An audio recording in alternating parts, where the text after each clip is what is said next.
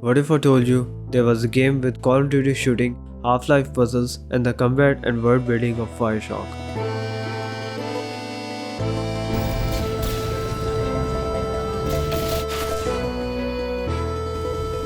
This is Singularity.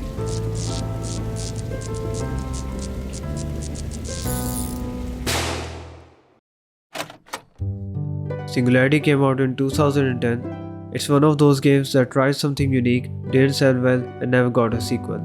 Like when I played the game, I didn't know it was rated 7 by most of the gaming outlets.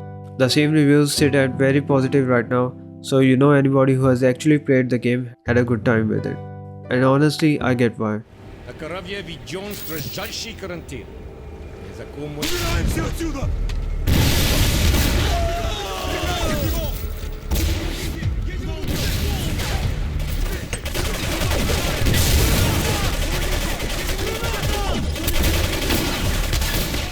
The shooting isn't anything to write home about, but I find the overall combat very satisfying because of how much freedom you get with the TMD. Sure, the enemies can feel like bullet sponges sometimes, but the dismemberment makes the shooting feel impactful. You get plenty of weapon variety. You have the basic revolver, assault rifle, and shotgun, which you find within the first 30 minutes of the game. Then there are some other guns which you find later on, like the sniper rifle and this grenade launcher thing, which is pretty fun to use in some encounters.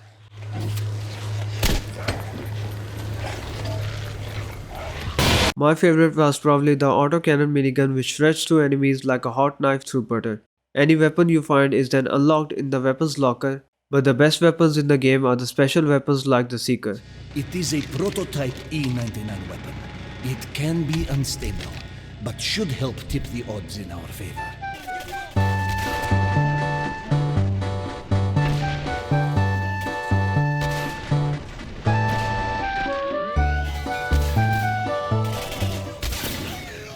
Basically an explosive 50 cal with bullet bending. In spite of all these weapons, the highlight of the combat is the TMD.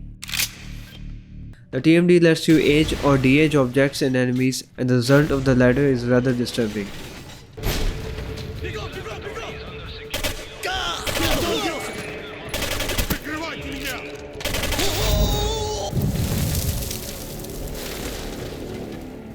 You can use the TMD to grab and throw objects like the gravity gun from Half-Life.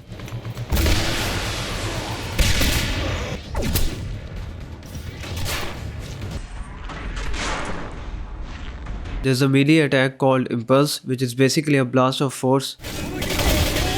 Deadlock, which creates a sphere of frozen time. Any bullets, projectiles, or enemies that enter the sphere are slowed down. Like, look at this and tell me it's not the coolest thing you've seen.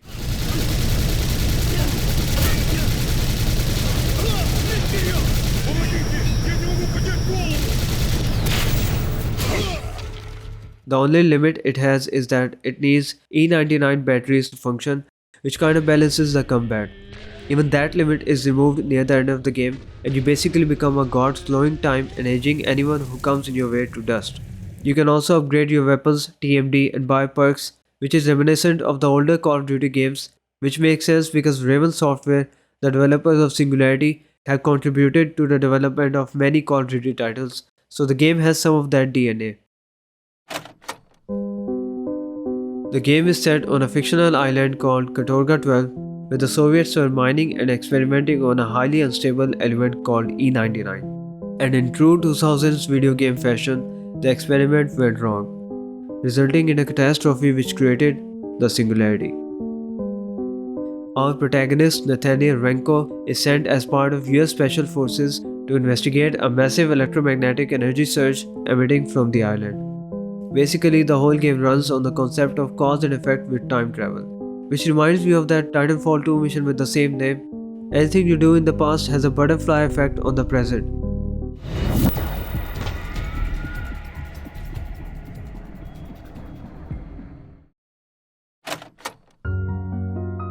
The world feels dead, and you can clearly see that the island was struck by some kind of disaster.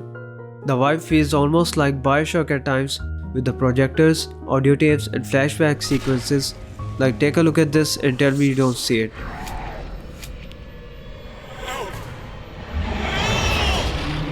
All of this also helps the world building and immersion.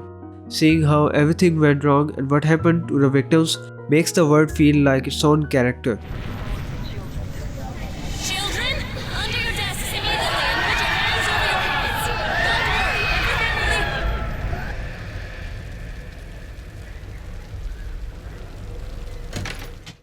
will... The story progression feels a lot like the Half-Life games with different sections, new areas, some puzzles, and a silent protagonist. The game also has multiple endings, 2 of which are hidden. No spoilers, but they're all very different. Each one shows what happens to the world after you make your choice. The graphics are good, I mean they look like a 2010 game, so I'm not gonna complain about it. But there were moments when I was genuinely surprised by how good the game looked. The enemies and bosses are nothing special. The teleport guys made me panic at first, but once I got used to them, they were pretty easy to deal with. The human enemies are more fun. Sometimes the AI is pretty smart. They'll flank you, flush you out with a grenade, or rush you when you're reloading or healing. Other times the AI is just...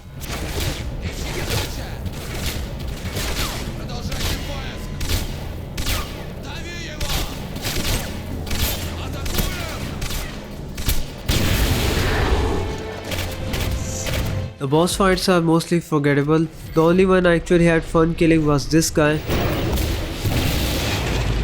There's also a giant spider boss, but it was pretty bad. The whole thing felt very scripted.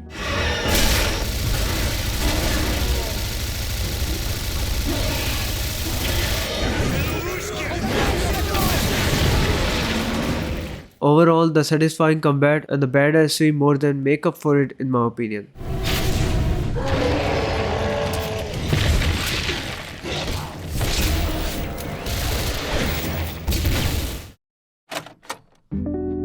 When the game was released, the biggest criticism was that it felt too similar to Bioshock and Half-Life, which is stupid because they're both great games. The game was developed by Raven Software. If you don't know, they're a veteran development studio who made the classic FPS, Heretic, and was part of the FPS boom in the 90s.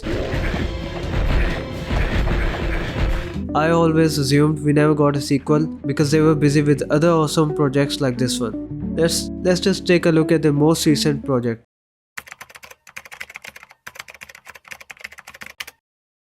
So, the reason we're not getting a sequel is because Activision has them working on games like Black Ops 7, basically fresh garbage.